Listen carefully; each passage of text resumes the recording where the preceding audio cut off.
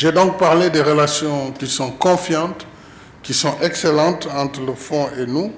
Bien entendu, nous avons aussi échangé sur les problèmes et les préoccupations du Sénégal et de l'Afrique.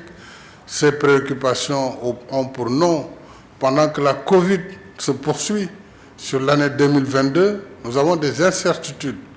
Et nous devons continuer à être résilients au plan sanitaire. Nous devons continuer à accompagner nos populations au plan social. Toutes les politiques d'inclusion sociale doivent être maintenues.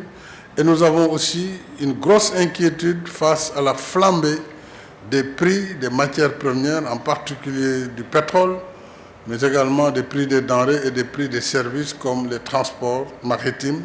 Tout cela qui sont des facteurs externes qui agissent directement sur notre économie.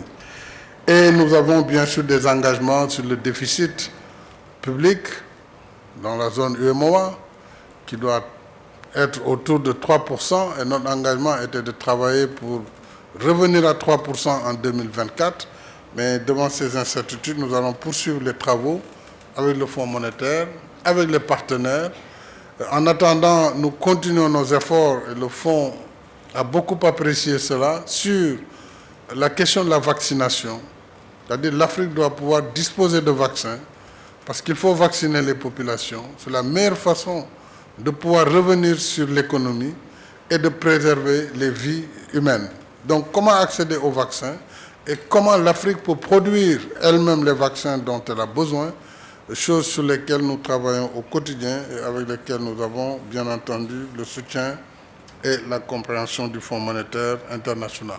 Alors, de façon générale, sur la réallocation des droits de tirage spéciaux, nous travaillons là aussi avec les grands pays partenaires pour que 100 milliards de dollars soient réalloués au continent africain.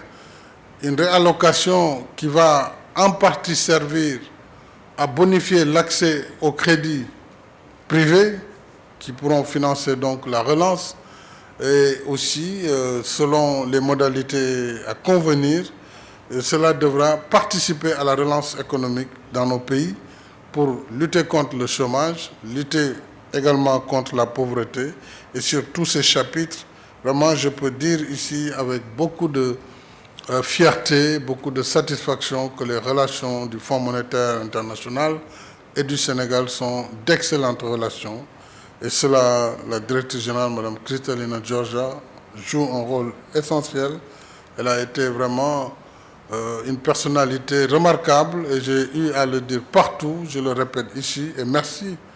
Merci Mme Georgieva pour votre deuxième visite en presque 3 ans, en 2 ans.